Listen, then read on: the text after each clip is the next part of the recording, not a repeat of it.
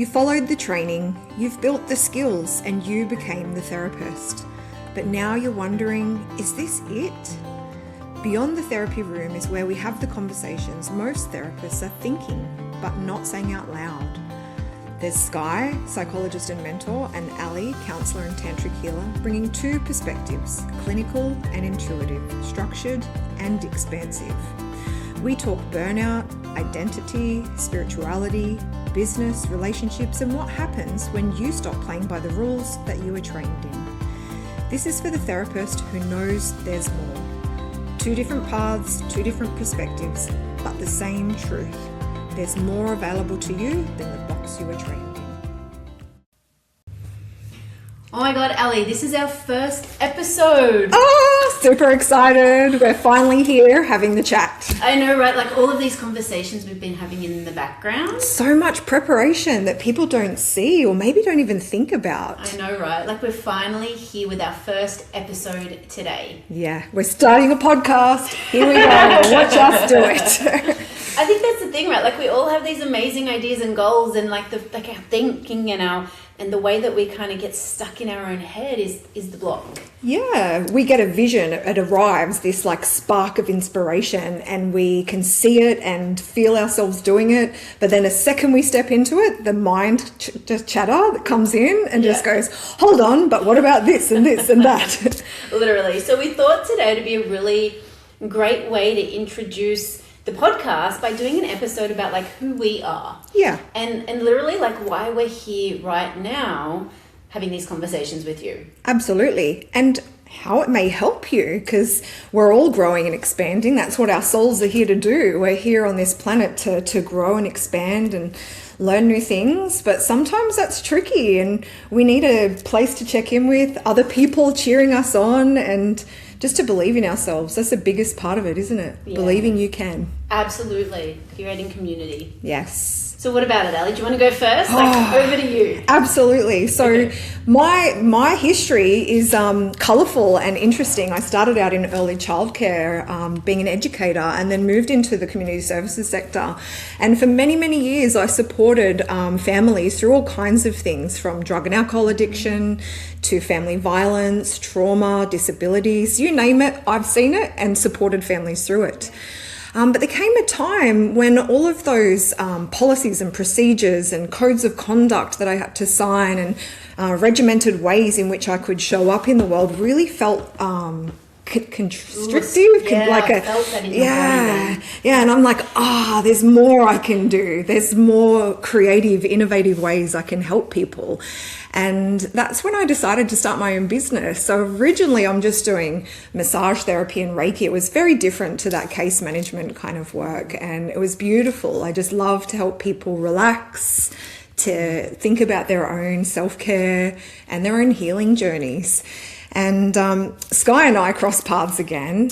Yeah, because we went to school together. We did. We go way back. Yeah. And I could see her values and mine really aligned. And I was originally in a general practice alongside GPs, and Sky had invited me to join, be in her practice alongside the other psychologists. And I confidently made the switch because I felt Sky and I are very similar. You know, we're here for a reason. We're here to uplift and motivate and inspire others. And so from there, Sky's like, oh God, you have this diploma in counselling, Alison. Why aren't you supporting people?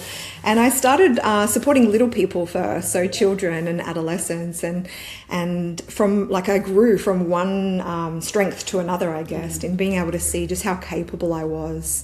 Really helped me keep going. And Sky's been awesome, like that wind under my wings too, being able to show me that I'm capable of hard things, and I'm also capable of, being seen, because one of my biggest barriers, right? Don't look at me. And part of, having to share your voice and help people is being seen, that visibility.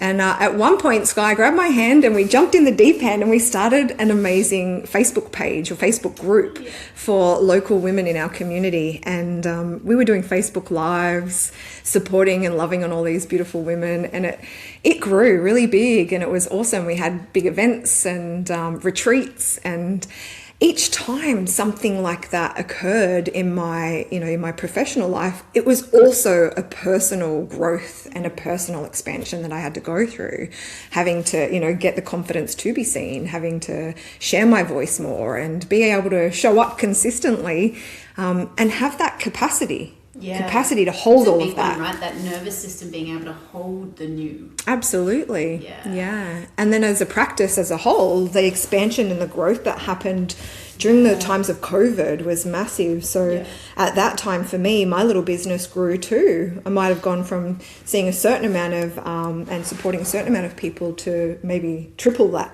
And it felt beautiful to be able to pay it forward and give back to my community in ways that was really meaningful at that time.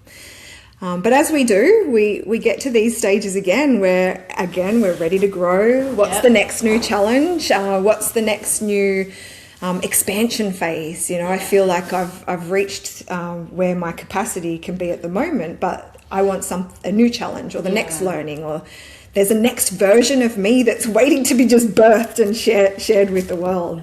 So at the moment I've gone from doing one-on-one therapies with people, and I've studied things I'm passionate about. So I've really loved to learn more about psychedelic assisted therapies, about tantra for couples, and for self, like tantra as a way of life, a philosophy for life, and other energy healing modalities, because I love to do and share Reiki healing, but I've learned biogeometry too, which is a beautiful new modern healing science based on physical radiesthesia and ancient Egyptian healing methods too. So it's awesome. So that's where I'm at. I'm ready to start sharing more of that version of myself with the world. Like, we sit on this precipice every now and then, and we know, we feel what's coming in, or we can see it, or we've, done the training and done the things, and we're ready to launch. But there's this, we always sit in this, we need to trust ourselves enough to step into something new, and I feel for me, you have to be comfortable enough with uncertainty and not knowing exactly how that's going to come about. Yeah, it's terrifying for a lot of people, that loss of control of the outcome. So for me, it's I might only have the next stepping stone. And our mind, or our, that human conditioned part of us, really wants to see the 5-year plan or the 10-year plan, but you've got to hold just true to the vision and have enough faith and self-trust just to take that next stepping stone. 100%. So let's hear more about you, Sky. I know you've been through similar expansion phases and personal and business growth phases as well. Yeah, the interesting thing, I think Ellie and I are very yin and yang, right? Because when you're talking about having needed to be more visible, I think I started out feeling this idea that I was too much and that I actually had to be less visible. And so that's that interesting contrast, right? That we can all have different conditionings that we struggle with. Yeah. Growing up with ADHD and then mental health in the family, I kind of learned that I was too much for people, and I had this sense of I was responsible for their mental health or their struggles. And so I learned pretty quickly to kind of be the good girl and the people pleaser. I know lots of people can probably relate to this one. And right. And for a long time, I think I lost my voice for a while. And then when I got to high school, year 12, I was like, oh my God, I want to go on to university. I want to be able to help people. I literally want people to not have felt how I felt, because I had a lot of anxiety growing up as well. And then I went into the school year advisor, and I was actually told that I wasn't smart enough to be a psychologist, and they kind of encouraged me at the time to do something else. That's kind of putting a wet blanket on your dreams. Right, and at the time I just remember going home and feeling so devastated that I wasn't going to be able to do the thing. And lucky I did have people around me that were well, just apply anyway, see how it goes. And then the kicker is I apply for psychology and I don't get in, right? I only get into a Bachelor of Arts. And so here's the thing is that I teach people, please don't listen to the doors that close. Because if I had done that, I'm not going to be here with you right now, Absolutely right? not, yeah. Didn't get into psychology the first time. I didn't get into honours. Didn't even get into masters the first time. And yet I'm here now as a clinical psychologist talking to you. Yeah, so clearly there's this part in you, Sky, still that has a lot of I like when you use my full name. there's this faith you have, or this self-belief that, or the drive, like there's an ambition that even though these doors are shutting or these challenges are rising, it's not going to stop you from continuing to move towards your dream. 100%. And here's the other thing too, is that I wasn't mindful though at the time though that there was this identity that I developed, that good girl and the people pleaser, that was also trying to keep me small. And so when I left uni, I went and did all the right things. Right? I went into the 9-to-5 job. I worked in mental health. And even though we travelled, and I was lucky enough to, fly to Flinders Island and work in some Indigenous communities and do these outlier things, I still very felt this box around, this is the right way to be a psychologist, or this is the right thing to do. Yeah, so you're wearing the hat, essentially, playing a role here. 100%. Yeah. I keep saying that. We're just going to run with it, right? Like, that's how we talk. You yourself say things all the time. And it wasn't until I had my 4 kids that I realized that I just wanted to do things differently. And I feel like for a lot of us, like when we have our kids, that's where another identity kind of gets established or evolves. It's like, new season. Yeah, got to be mama and worker somehow. Yeah, and so to learn how to juggle that, I decided with the help of my hubby, like with 4 kids under 5, that I was going to quit my full-time job and without knowing the outcome, which is this scariness again, just create a private practice. And so Uniquely Used Psychology was born, and it started out with just me renting a space up in Sydney, by myself, to just building and expanding to kind of where we are now. But the interesting thing is, I built the business. It got to 7 figures. I had employees. I was like doing the supervision, and then talking with my coach, I kind of realized again, I'm like, oh, this isn't the thing either. It's almost like there's this continual polishing or refining. And it is. We do need to try on these hats or roles or versions of ourselves. And I feel, tell me if you agree, Sky, is the more times we try these things on, the closer we're actually getting to sharing with the world our true essence, who we're really here to be.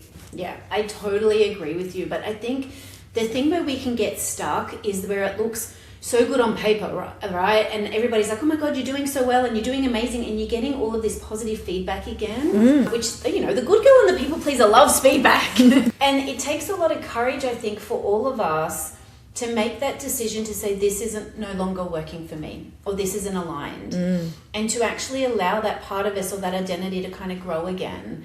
And so that's when I kind of dismantled the business, and now everybody here in this beautiful practice is working individually in their own businesses and growing their own space. Yes. And we are here just creating something new again. Absolutely. And I think my ADHD brain, like, it needs that, right? Like, it needs different and exciting and just something new to play with. Yeah, because like I say often, the world is a playground, and we should be able to just create and express ourselves freely. But there's so many things that, like, our self-monitoring part just jumps in immediately and tries to pull us back into being safe, know.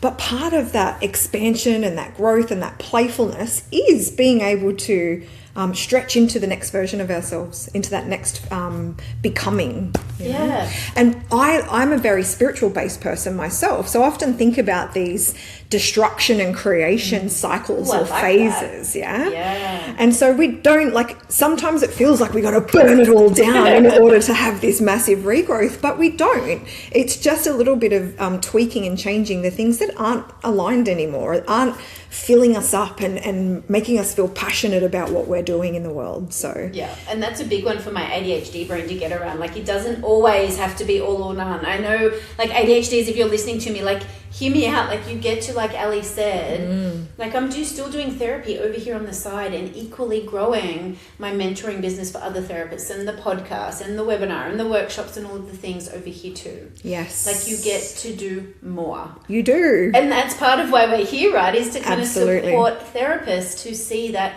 more is possible. I mean, you go to uni and I don't know about you, Ali, with your studies, but it's like, here's the therapy, here's the modality, here is how you do psychology, but none of that talks about, like, who you become in the process or what you get to do beyond that one-on-one space. Yes. There's a parallel process going on here too, because you are educationally and academically required to learn these things and get these qualifications. And don't get me wrong, everything that I've acquired in my professional journey, all necessary and helpful. Absolutely. Yeah. But life is your greatest teacher too. Yeah. And there's a big felt difference when you show up in your therapeutic spaces with someone and you get to share enough of yourself with them that they feel that human connection, that element of authenticity and genuineness. Yeah. Yeah. But it doesn't mean, again, that you can't play and you can't bring in something new for yourself to get excited and passionate about. And that's why we want you to keep listening. We've got lots more to share with you in the coming future. So if you're liking how we're chatting today and what we're sharing, stay with us. There's much more fun and playfulness and creativity and expression along the way. And if you have questions about what you'd like to see in an episode, we have our Instagram at Beyond the Therapy Room. Please send us a message because we want to have the conversation that support you. Absolutely. Because we are having these in our practice all the time. We've got, I don't even know how many therapists now, Sky. So many. Yeah. And beautiful big rooms and spaces here. So it's the conversations we're usually having in supervisions or in debriefing with one another, behind closed doors, in cafe catch-ups. These are the conversations we want to be sharing and having with you too. Because we know you're probably having them in your world and it's about time we started sharing them. Sounds good. See you next time.